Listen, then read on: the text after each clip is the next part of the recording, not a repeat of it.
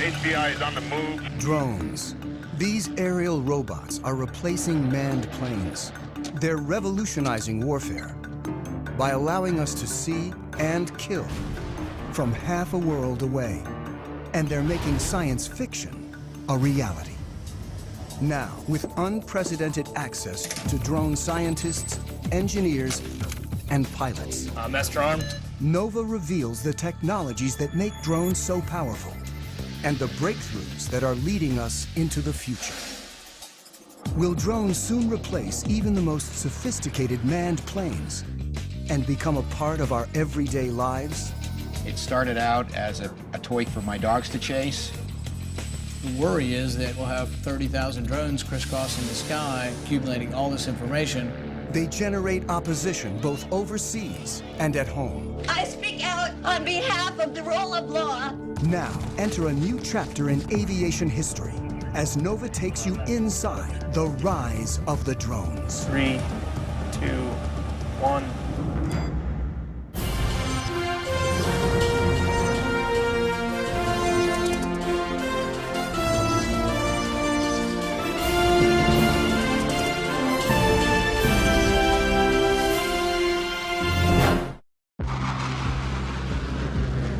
This is the ultimate melding of man and machine. The U.S. has more than 2,300 manned fighter planes. Tiger 2, Dark Star Pictures. And pilots like Matt McDonough have long been our heroes. The best fighter pilots that I've seen are the ones that can make a quick decision when things are happening very quickly. But a revolution is underway as manned planes are replaced by drones. Are we approaching a time when movies like The Terminator become our reality? Oh God, some machines are starting to take over. A time when machines fly, think, and even kill on their own. Drones are aerial robots that carry visual sensors, navigation systems, Target acquired. and sometimes even weapons. They come in all shapes and sizes and go by a variety of names.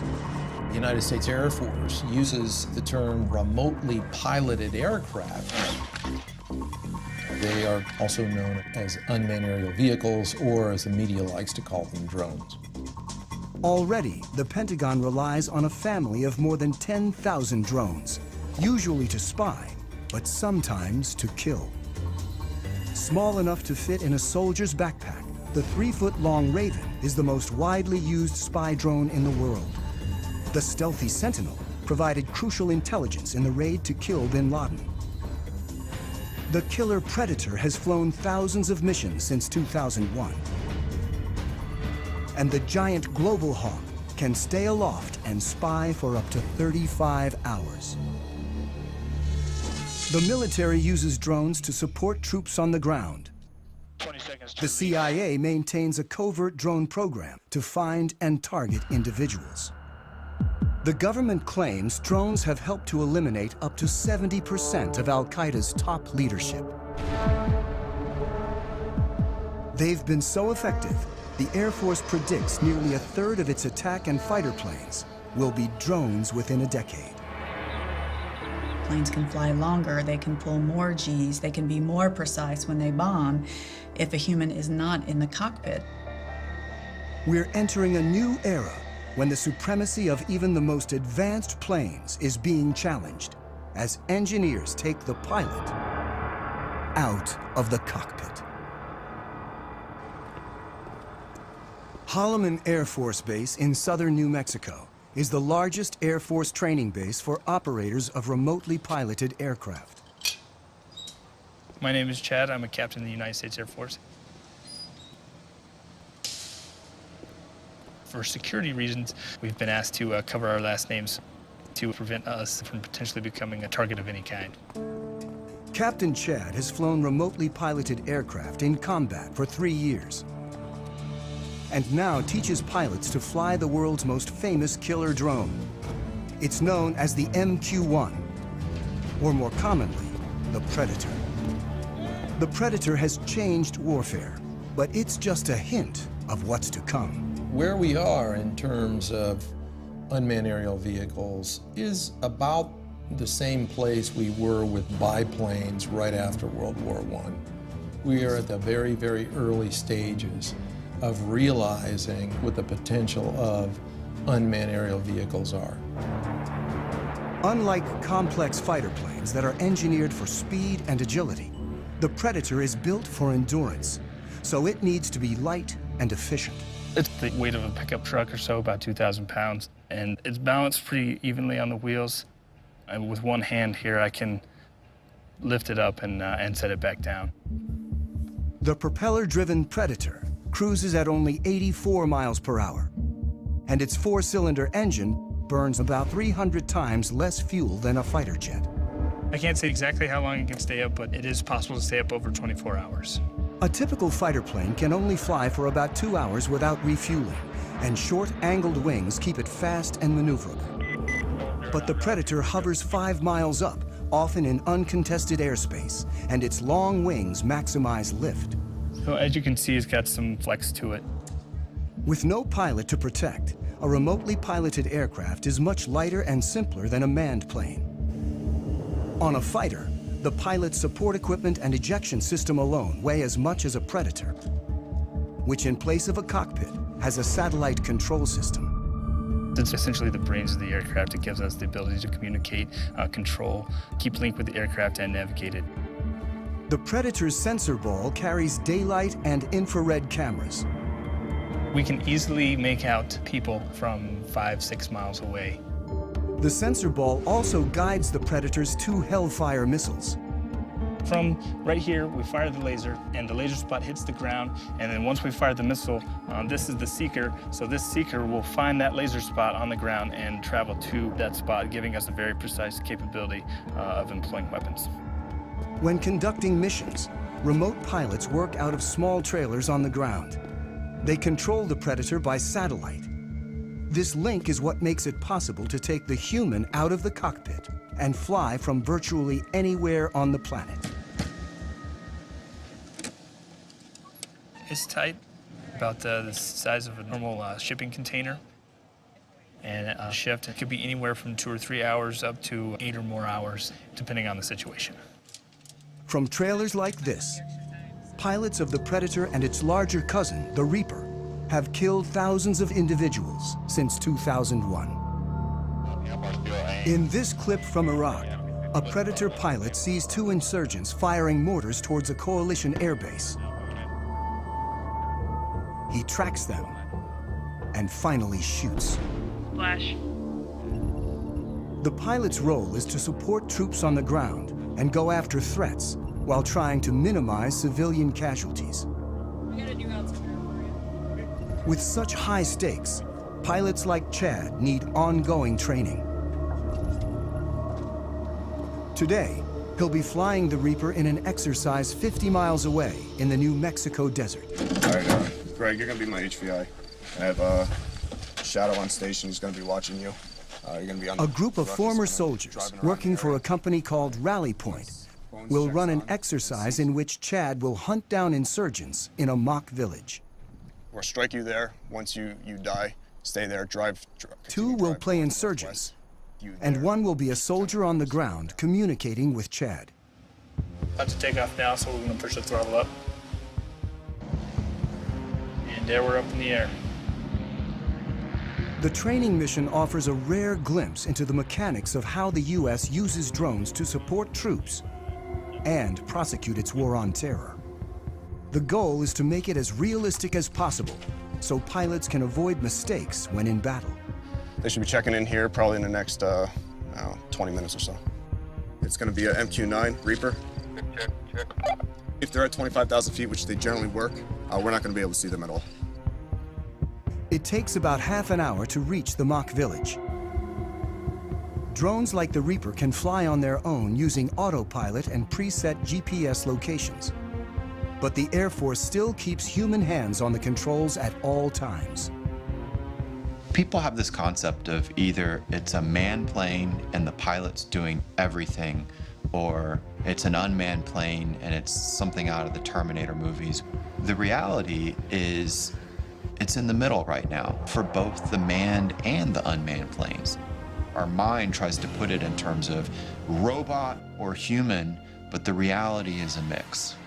As Chad pilots the Reaper, his sensor operator, Jay, controls the cameras and lasers. On the ground, the fake insurgents enter the village as the Reaper hovers miles above. Bones 3-4, Rally 2-0, stay status. Rally from Bones 3-4, we have eyes on the target. Chad gets direction from the soldier, whose handheld receiver and computer allow him to see what Chad sees. Chad's call sign is Bones. The soldier goes by Rally. And Rally from Bones, we have 2 packs moving around inside the northwest corner of the compound. Bones 3-4 from Rally 2-0, continued shadow. The soldier directs Chad and Jay to follow an HVI, or high-value individual, dressed in black. Rally from Bones 3-4, looks like the one individual wearing black is now getting on the motorcycle and departing the group. Depending on the situation, the decision to kill comes from an intelligence officer who could be anywhere, a battle commander on the ground, or sometimes the pilot. Bones 3-4 from Rally 2-0, looks like that personnel is stopping. Bones 3-4, that's A-firm, that's what we got up here. All right, what I'd like to do is go ahead and prosecute 9-line Bravo 1. Copy. Master armed. The sensor operator targets using the laser. This will be a run against the target under our crosshairs. 10 seconds to release. Sensor, you ready? Copy. 3, 2, 1, rifle. And Bones 3-4, weapons away. 25 seconds time of flight. The Predator uses laser-guided Hellfire missiles. The weapons that can be used operate with an error distance of less than 9 feet. You can put a weapon through a window-sized opening with ease. 5, 4, 3, 2, 1, splash. Rally from Bones 09, A-firm, we have splash, standby for BDA. And Bones Rally looks like good splash. Copy, lasers off, and Master Arm is now safe. The efficiency of having a single craft able to find, follow, and eliminate a target like this in real time represents a revolution in warfare. Let's go back to the middle of the last century. During World War II, it took on the order of months to assemble intelligence from a variety of different sources, whether it be airborne, on the ground, to assimilate that information and then determine what targets might be hit. Then it took hundreds of aircraft and literally thousands of bombs to go out and attack a target using that information that had been developed over a period of months.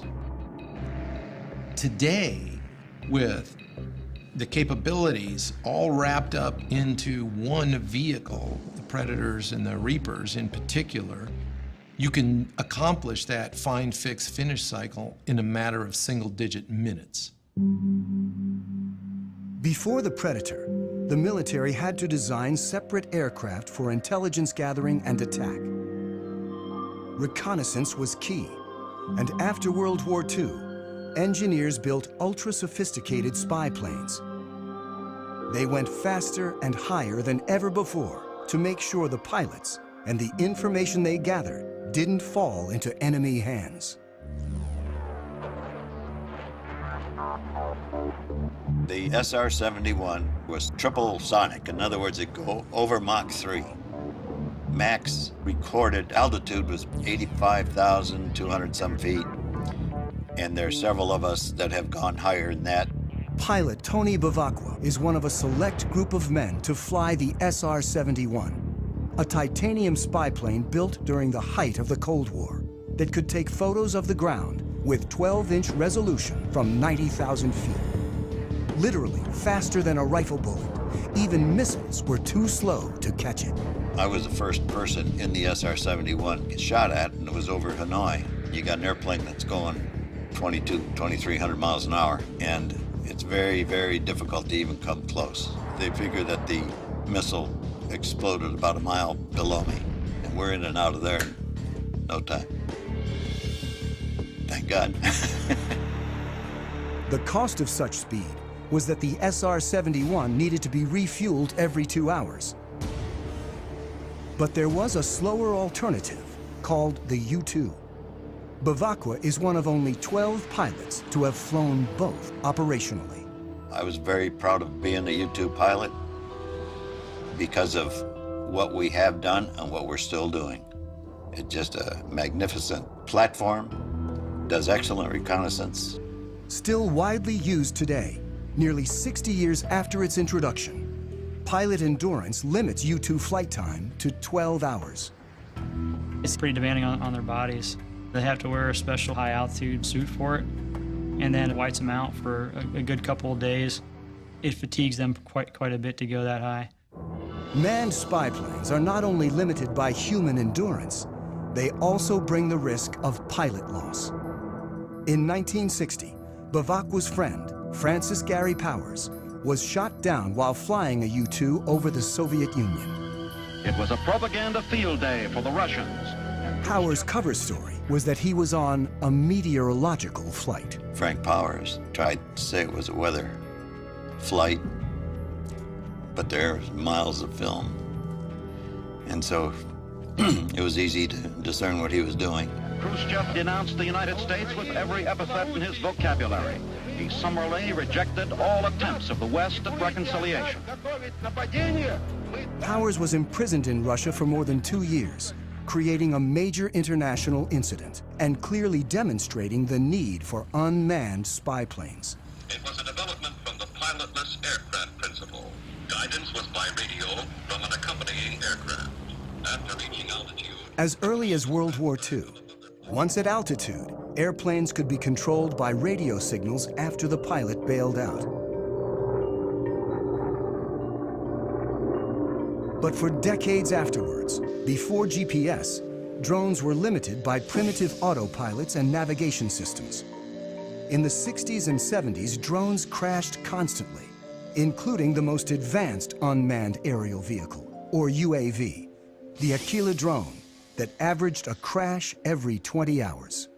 It was a small propeller drone that would fly over the battlefield and gather information and beam it back to you. The problem is, back in the 70s, the technology wasn't ready yet. It was a $1 billion program by the time they got just a couple prototypes. I was frustrated that the U.S. could not make UAVs really work. Abe Karam is the father of the Predator. This is one of 2 small UAVs built in my garage between 1980 and 1983. I was borrowing $18,000 a year from family. That's all we had. Everything was built with the lowest possible technology.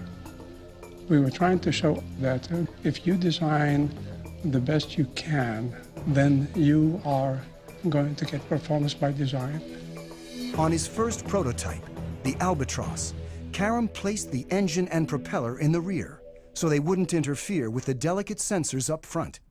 And the inverted tail is also still visible on its famous descendant.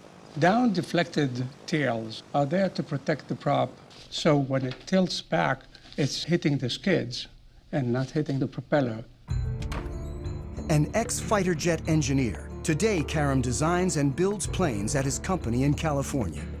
In the 70s, when he started working on drones, he realized that without a pilot in the seat, a whole new world of design possibilities opened up. Other unmanned aerial vehicles of the time were still too closely modeled on manned aircraft. I said, I don't like what I see. I'm not going to take the engine, and I'm not taking the prop, I'm not taking the landing gear, I'm not taking the computer. Karam believed that efficiency and lightness were the key to creating an affordable, high-endurance UAV. So first, he gave his craft long wings to prioritize lift over speed. When you want to be efficient, you want to be like the soaring birds, very long span wings. The albatross is the best gliding bird, is 20 times more span than the cord. And my albatross, the UAV albatross, was close to that. Karam built the Albatross from scratch in his garage. He modified a go-kart engine to burn only 1/10 of a gallon of fuel an hour, and Albatross soon evolved into Amber, a 15-foot-long, 28-foot span UAV with 38-hour endurance. Karam relied on seed money from DARPA, the Defense Advanced Research Projects Agency. Its early investments in artificial intelligence and other technologies led to countless civilian uses and made modern UAVs possible. In the 1970s and 1980s, with significant DARPA impetus and some DARPA funding, a variety of new technologies emerged, including the Global Positioning System, long-range data links, lightweight computer equipment, and composite materials, as well as satellite communications and digital flight controls. The Albatross, the Amber, were the harbingers of the modern era of UAVs. We were a total team of 3 people, and we proved a lot of what we wanted to prove. Secretary of the Navy and the head of DARPA, they said, okay, you fly 500 hours, how many are you going to crash? We ended up not crashing any in the 500 hours we did for the military. Karam's Amber prototype never went into full production. But after a number of incarnations, by the mid-90s, his design became known as the Predator. Do not handle the missile by the strakes, wings, fins, seeker head, rocket motor, nozzle seal, umbilical connector housing during loading to prevent damage to equipment and or injured personnel. My UAVs were not meant to be armed. It was really built for the Cold War, when we had the big tactical challenge with so much artillery on their side, so much artillery on our side. Ready? With 2 large armies facing off, UAVs could be used for espionage, but not attack. Then, after 9/11, America started targeting individuals. Now we are fighting non-state enemies, so it starts making sense to arm the UAV, which is not my intention in the beginning. In October 2001, an armed Predator changed warfare forever. I was the commander of the air operations against Afghanistan, where we actually used, for the first time, a weapon off the MQ-1 Predator. The advantages were enormous, order of magnitude beyond where remotely piloted vehicles had been just 10 years prior in Desert Storm. Since this initial strike, drones have proven so effective that the Air Force is now training more remote pilots than manned fighter and bomber pilots combined. So, playing on the scenario? At Holloman Air Force Base in New Mexico, instructor Major Jason teaches this new generation of pilots. Adam 03, loud and clear. The stakes are high when operational, so they begin on video simulators. He invents practice scenarios programmed using Xbox video game controllers. Adam 09 from Viking 01, you're cleared hot. Stuff that we can't do in the real plane, I can do anything here, because the world's whatever I want it to be. 3, 2, 1, rifle. It's a controlled environment, and we want them to learn here, so that way when they do go operational, you know, they've already made all those mistakes. Pilot, it doesn't look like I ever turned the laser on, so I don't know where the missile went. How did that happen? If that would have happened in real world, that'd be a really, really bad day. Unlike fighter pilots who train for a minimum of 2 years, remote pilots learn to fly their increasingly automated drones in less than 1. The FAA did a study recently that showed that pilots with real flight experience in manned aircraft are actually worse UAV pilots than those that have no flight experience and really come in off the street. You actually bring in a skill set that you don't need and a set of expectancies that you shouldn't have when you're flying a UAV if you came from a manned aircraft. So the Air Force is taking officers off the street with no flight training and putting them through the program, and they've been very successful. They come here, they never went to pilot training like I did. They're here for a few months and then they have to go operational, so it happens real fast. Adam 09, rifle, time of flight, 15 seconds. And when pilots go operational, despite being half a world away from the action, it all feels very real. Adam from Viking 01, copy splash. It's not like a video game at all. There's no reset button, there's no, there's no turning it off. In real strikes, like this one in Iraq, Technology actually allows drone pilots to see more than manned pilots ever have. Because we have such a long loiter time, there's potential to have eyes on the target that we are going to blow up for hours ahead of time. Then we employ on it, strike the target.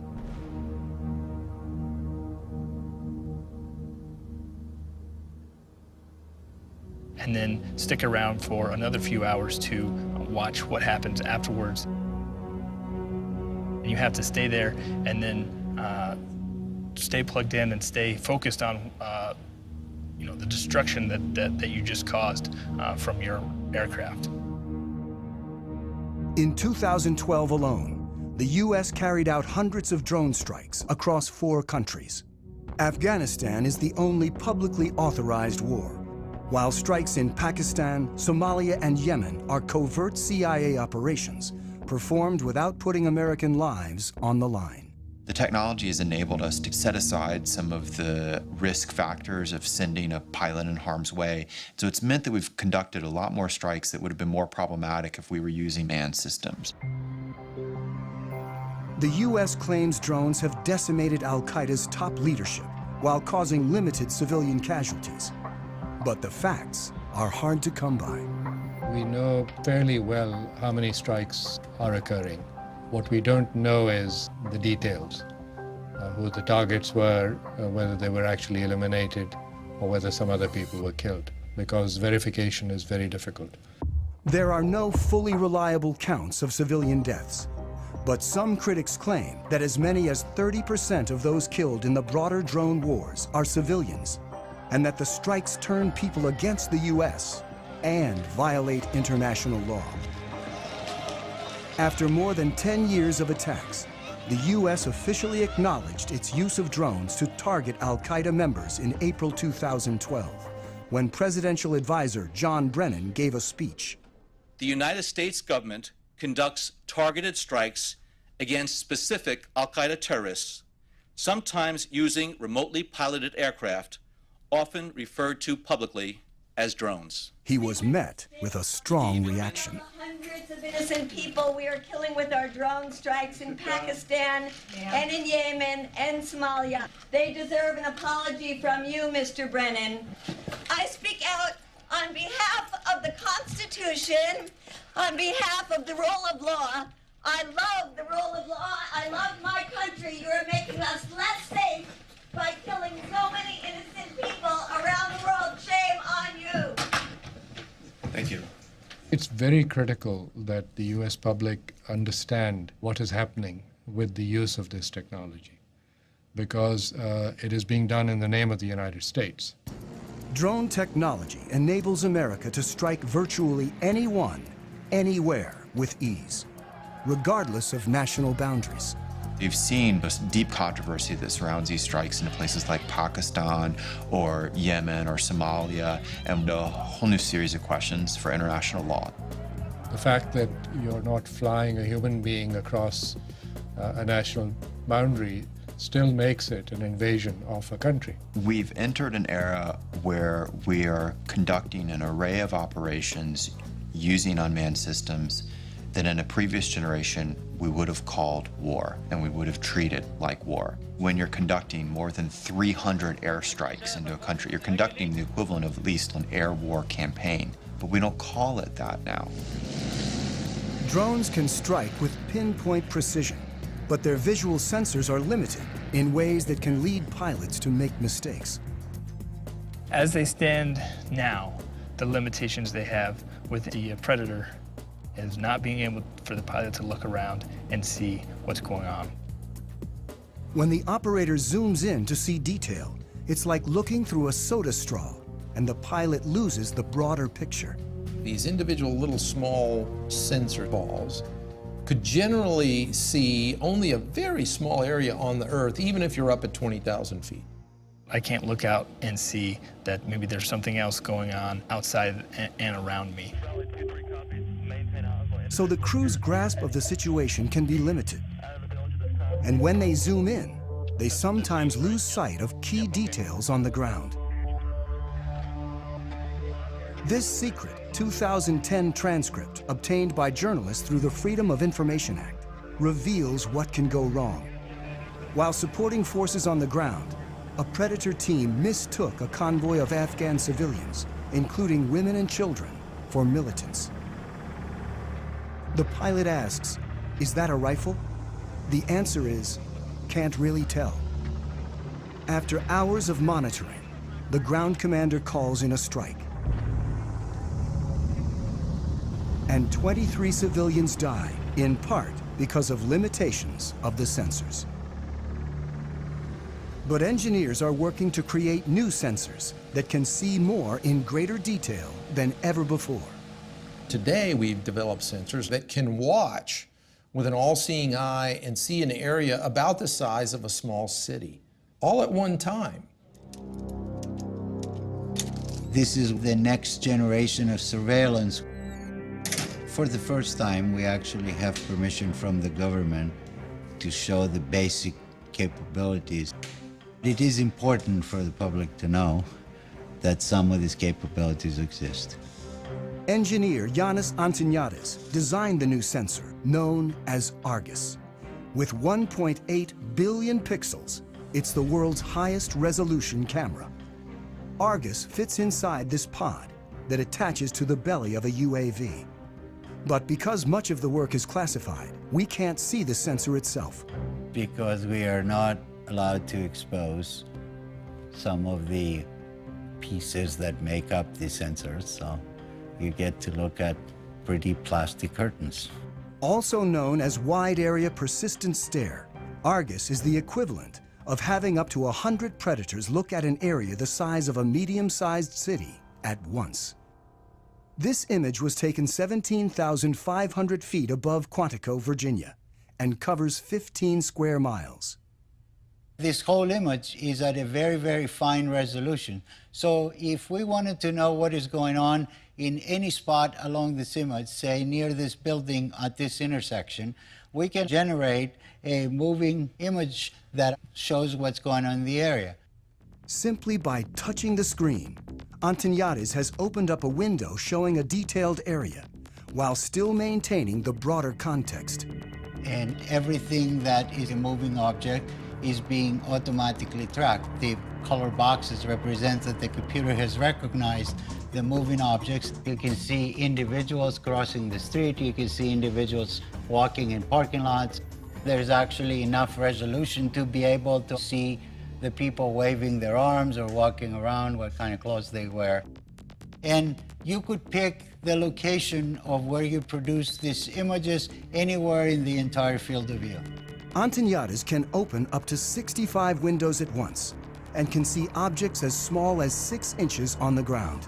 From even 17,500 feet, the white thing that you see flying around is a bird.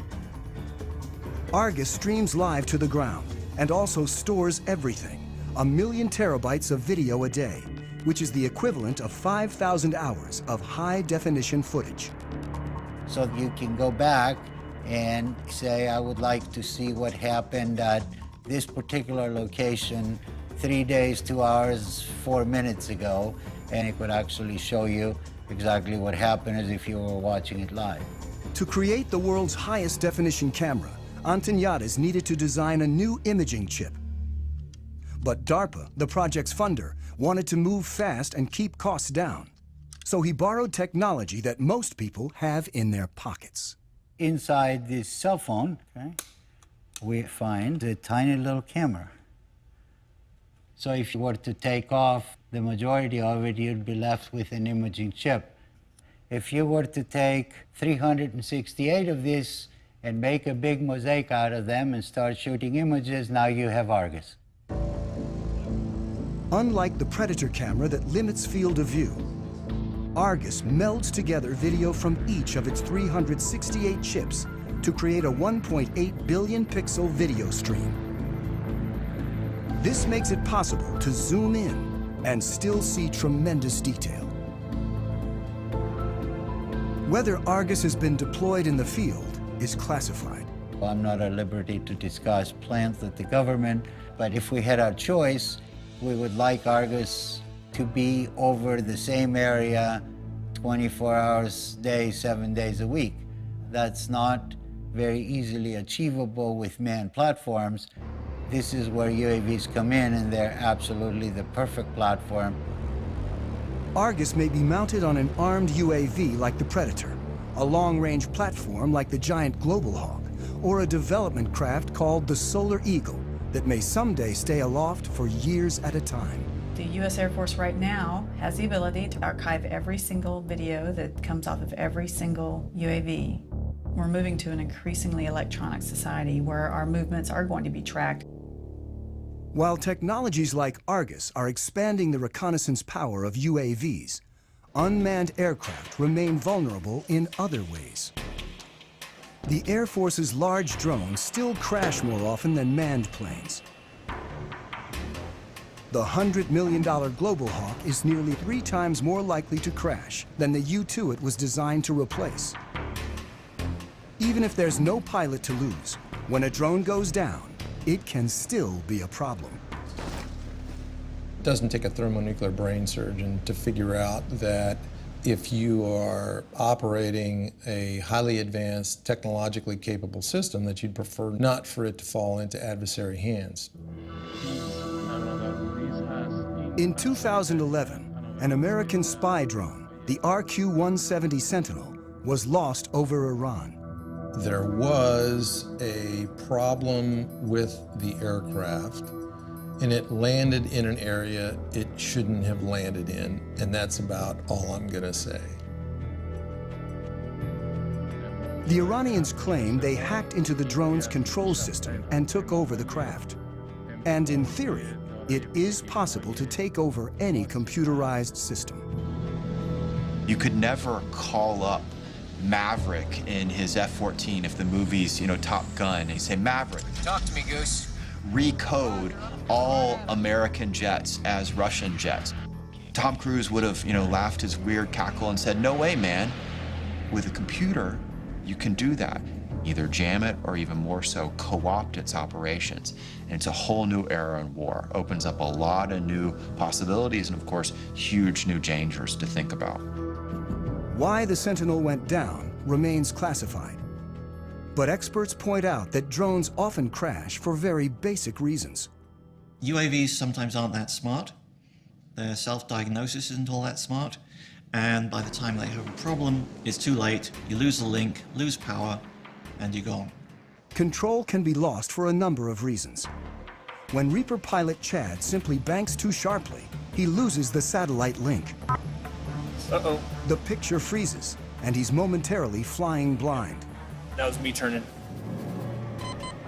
He quickly levels the craft and restores the link. I was turning aggressively, and it had trouble keeping up the satellite link. There is a degree of vulnerability involved with remotely piloted aircraft that have a command link, or they're actually operated by operators, that you can overcome by having a human in the cockpit. Dark Star, football. If for some reason I all of a sudden hear an increase in airspeed, I start to feel a roll, and I'm not intending for that to happen, well, something is going wrong, and I now need to make sure that I'm doing what I need to be doing. Unlike manned planes, drones depend on control links that can be lost, or potentially, as may have happened with the Sentinel, even taken over by the enemy. But what if a craft could operate on its own, free of any links, and even make its own decisions?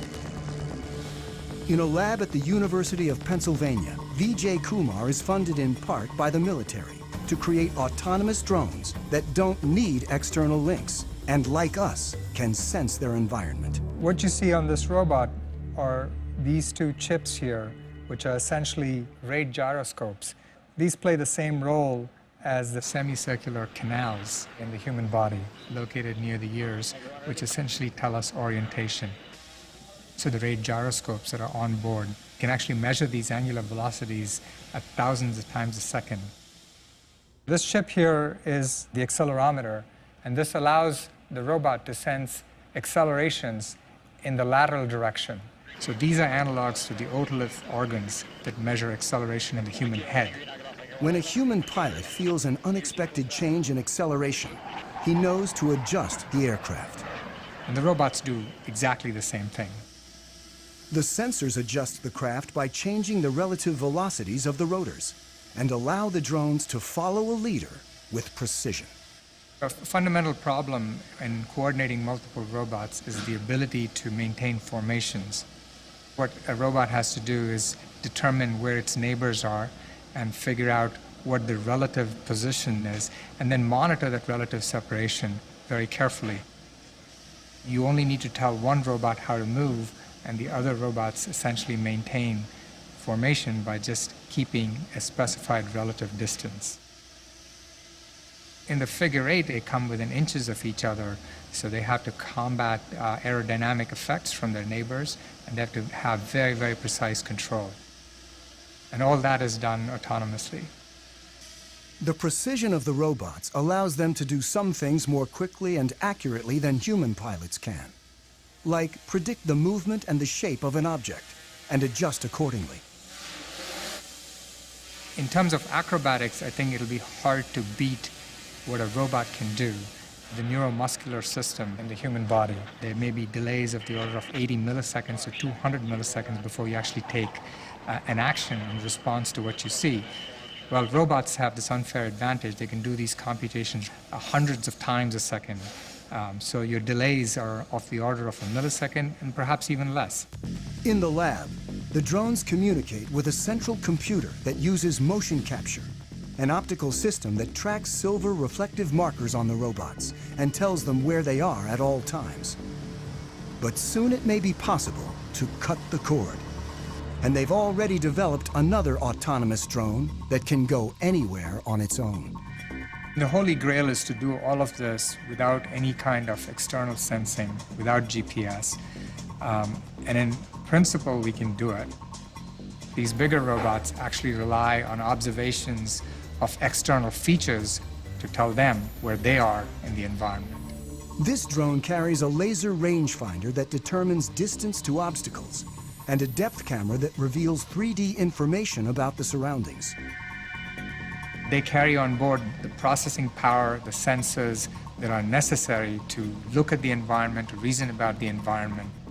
So they can take their relative location and the location of the features to build a three-dimensional map. Well, I'd like to see this technology being used for humanitarian purposes.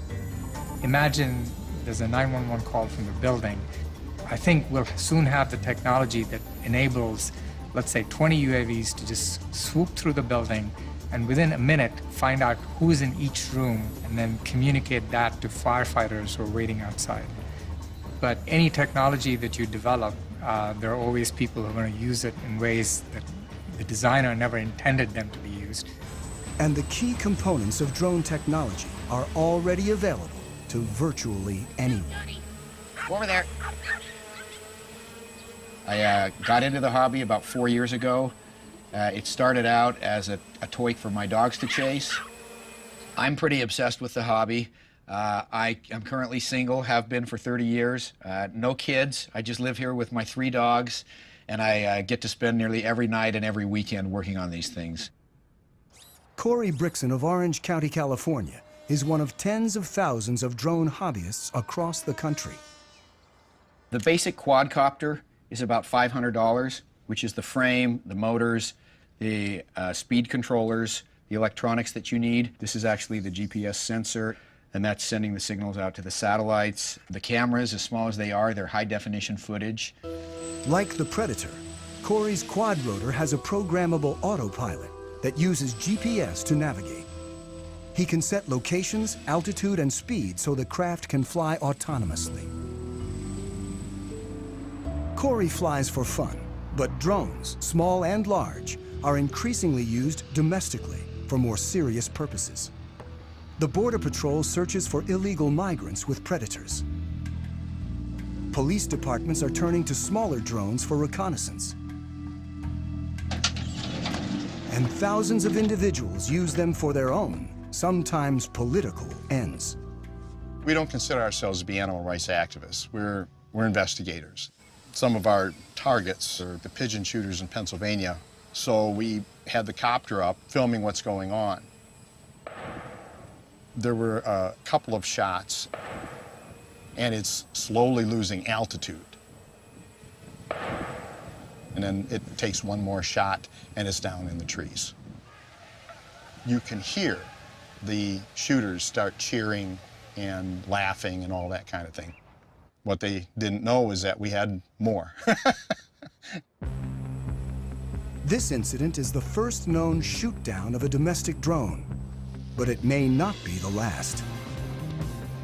The spread of drones has raised concerns about privacy and even led one senator to propose legislation limiting domestic use.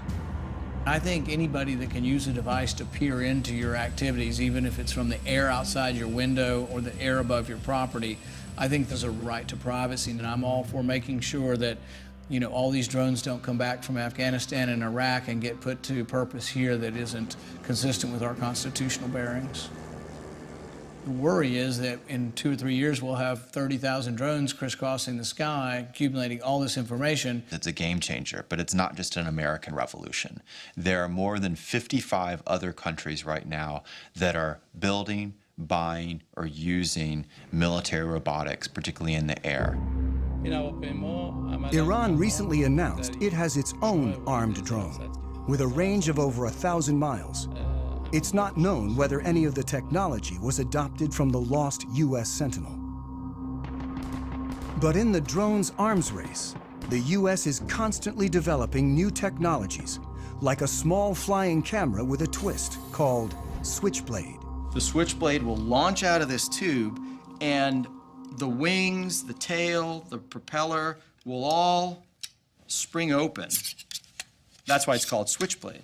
And so when the operator finds the target by looking into the viewing screen, he'll then send a command to the Switchblade that'll enable the Switchblade to basically hone in on that target and detonate its explosive charge upon contact. It's a tool that our customers are very excited about, and it's a tool we think will protect our forces and help save innocent lives.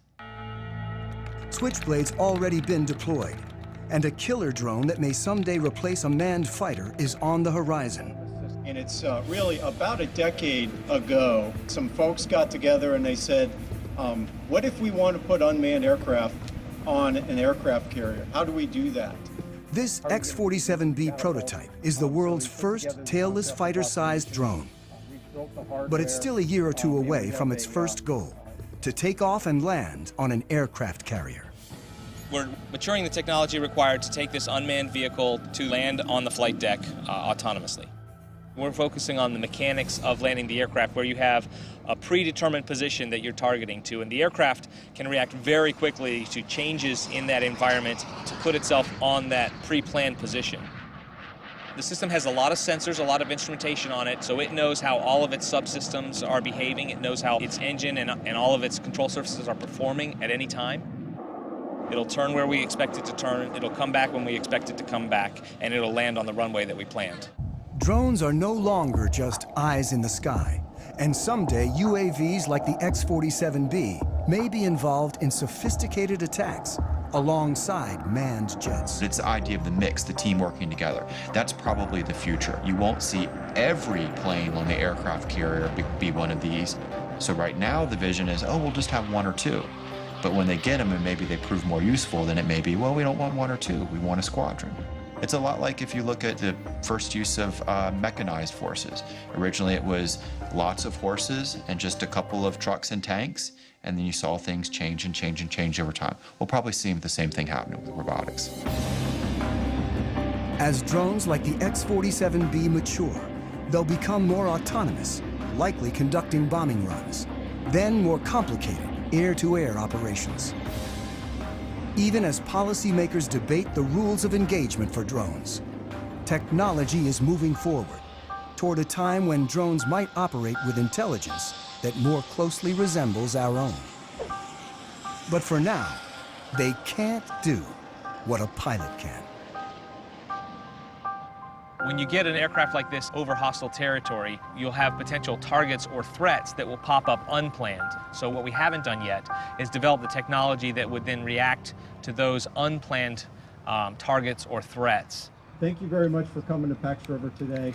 I think UAVs of the future will certainly be able to exhibit increased levels of autonomy. But I think if you were to ask most autonomy researchers or most AI researchers about whether the rise of the machines type scenario is a real concern, their response would be, we should be so lucky. And in fact, if we could get little slivers of that kind of adaptive and cognitive capability into systems, that would be a very significant breakthrough over where we stand today. Angry T-class check. I've flown about 2,000 hours, and the missions that I've flown seldom go as planned. There's a lot of pieces that you cannot plan for. Nothing replaces the human being in a tactical environment, seeing what to do next and why not this and why not that. An Airbus 320 with 150 passengers goes into a flock of Canadian geese and needing to land. I can't do it. I'm going on the Hudson. You want to be in a robotic 320 in that situation? Or do you want Sullenberger to land you? Because you can't anticipate everything. This ability to respond to the unknown may be the final hurdle if drones are ever to fully replace manned planes and start making decisions on their own. I think we're far, but let me say, I am the last guy who says, impossible. As human ambition drives innovation forward, the only thing that's certain is that the Predator and other drones of today are nothing compared with what's to come. Ultimately, DARPA's mission is the creation and prevention of strategic surprise. So if we are successful, we will all be surprised. Historically, you look at when the Wright brothers first flew in 1903. 100 years later, we were actually flying remotely piloted aircraft. So we're kind of on the ground floor now. There's nowhere to go but up.